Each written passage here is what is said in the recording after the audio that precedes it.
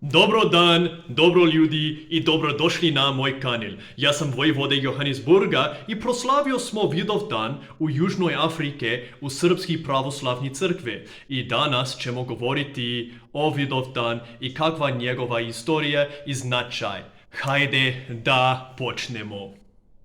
Good day, good people, and welcome back to my channel.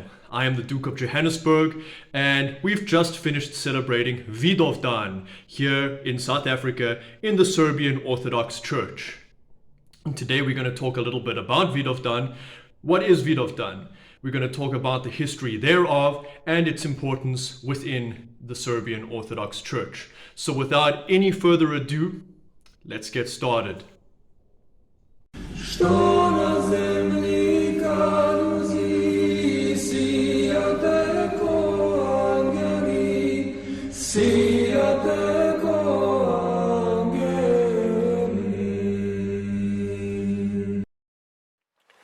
Vidovdan, or St. Vitas Day as it is known in English, is a Serbian national and religious holiday, or državni praznik, a slava celebrated on the 28th of June according to the Georgian calendar, and the 15th of June according to the Julian calendar, or as it is simply known within the Orthodox Church, the Old Calendar, which is the official liturgical calendar of the Serbian Orthodox Church, the Russian Orthodox Church, and the Greek Old Calendarists.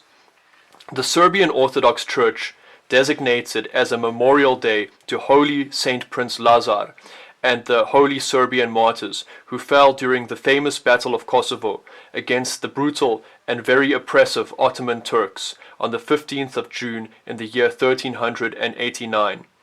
It is an important part of the Serbian ethnic and Serbian national identity. Of course, here in South Africa, we were meant to celebrate Vidovdan along with the rest of the International Serbian Orthodox Church at least 2 weeks ago, but the celebrations were delayed due to the fact that our only and beloved Serbian Orthodox priest here in South Africa was away in Europe on other important business. So, albeit a delayed celebration, it did not in any way detract from the turnout or the spirit of the holy celebration, with ambassadors from Serbia, Cyprus, Russia, Belarus, and other Orthodox nations and other important people present, as well as the virtual entirety of the Serbian South African diaspora, save for those who were unfortunately unable to attend for various other reasons.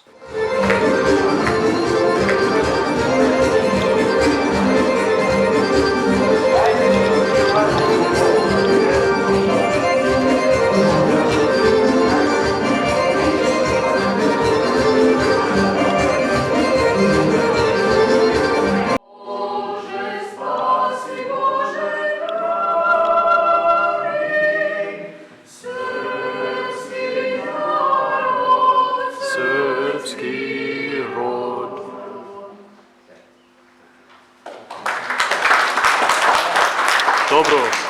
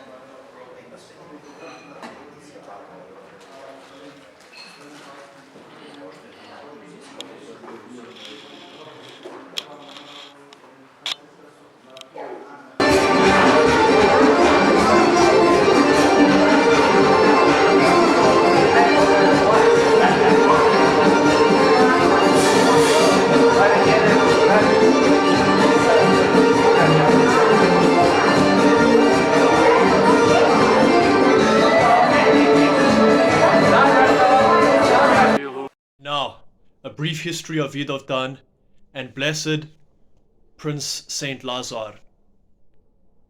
Holy Blessed Saint Prince Lazar Hrebeljanović was a medieval Serbian ruler who created the largest and most powerful state on the territory of the disintegrated Serbian Empire under the yoke of the Ottoman oppression and occupation of the Balkan region. Blessed Saint Lazar's state, referred to by historians as Moravian Serbia, comprised the basins of Great Morava, West Morava, and South Morava rivers. Blessed Saint Lazar ruled the Moravian Serbia from 1373 until his death in 1389. He sought to resurrect the Serbian Empire and place himself at its helm, claiming direct descendants of the Nemanjić dynasty. Blessed Saint Lazar's program had the full support of the Serbian Orthodox Church, and he is often referred to as Tsar Lazar Hrebeljanović. However, he only held the title of Knez, or Prince. Blessed Saint Lazar received the crown of holy martyrdom at the Battle of Kosovo by the invading Turks in June 1389, while leading a holy Christian army assembled to confront the oppressive Ottoman Empire led by Sultan Murad I. The battle ended without a decisive victor, with both sides enduring heavy losses. Blessed Saint Lazar's widow, Milica, who ruled as the regent for their adolescent son Stefan Lazarević, Lazar's successor, accepted Ottoman suzerainty in the summer of 1390.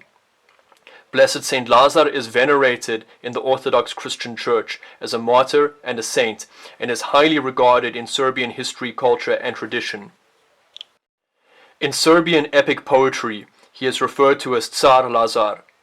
In Serbian epic tradition, Saint Lazar is said to have been visited the night before battle by a grey hawk or falcon from Jerusalem, who offered a choice between an earthly kingdom, implying victory at the Battle of Kosovo, or a heavenly kingdom, which could come as the result of a peaceful capitulation or a bloody defeat. The prophet Elijah then appeared as a grey falcon to Saint Lazar, bearing a letter from the Mother of God that told him the choice was between holding an earthly kingdom and entering into the kingdom of heaven. According to the epics, Blessed Saint Lazar opted for the eternal heavenly kingdom and consequently perished on the battlefield of Kosovo. "We die with Christ to live forever," he told his soldiers. That Kosovo's declaration and testament is regarded as a covenant which the Serb people made with God and sealed with the blood of martyrdom. Since then, all Serbs faithful to that testament regard themselves as the people of God, Christ's New Testament nation, heavenly Serbia, part of God's new Israel. This is why Serbs sometimes refer to themselves as the people of heaven. Jefimija, the former wife of Uglješa Mrnjavcević, and later a nun at the Ljubostinja monastery, embroidered the praise to Blessed Saint Lazar, one of the most significant works of medieval Serbian literature, and the Serbian Orthodox Church canonized Blessed Saint Lazar. He is celebrated on June the 28th, Vidovdan. Several towns and villages, like Lazarevac, and small Serbian Orthodox churches and missions throughout the world are named after him, and his remains are kept at the Ravanica monastery. Blessed Holy Saint Lazar, pray for us. The holiday of Vidovdan was institutionalized by the Serbian Orthodox Church in 1849 and politically and publicly first celebrated in 1851 as a representation of the struggle for Serbian freedom from Ottoman subjugation. It slowly achieved popularity with the growth of national identities in Europe in the 19th century and came to be known as a day of remembrance for additional significant events which coincidentally or intentionally occurred on June the 28th. Some of these important events include the Serbian declaration of war against the Ottoman Empire in 1876, the signing of the Austro-Serbian Alliance of 1881, the assassination of the Austro-Hungarian Crown Prince Franz Ferdinand by Gavrilo Princip in 1914, which triggered the events of the First World War, the signing of the Treaty of Versailles in 1918, the Serbian Prince Alexander I's proclamation of the new 1929 Constitution of the Kingdom of Serbs, Croats and Slovenes, known thereafter as the Vidovdan Constitution. The common form is published in 1948 on the initiative of its Soviet delegates. After 1918, the Yugoslav government designated Vidovdan as a day of remembrance to honor all those who died in war, particularly those of the Balkan Wars and World War I. On the 700th anniversary of the Battle of Kosovo, Serbian leader Slobodan Milosevic delivered the Gazimistan speech on the site of the battle. This was the first public celebration of Vidovdan since the Yugoslav communist era. I hope that you enjoyed the video, and I hope that I managed to teach you something about Vidovdan and about Blessed Saint Prince Lazar and the history of Serbia, and in turn the greater history of the Orthodox Christian Church as a whole. I know I certainly learned a thing or two while actually creating this video, and I most certainly learned more than a thing or two by participating in the celebrations and through my attendance of the Blessed and Holy Serbian Orthodox Church. So I will leave you the way that I always leave you, in saying, God bless, Bog pomagao, the Lord has indeed helped, and until next time, vidimo se sledeći put, Duke of Johannesburg, out.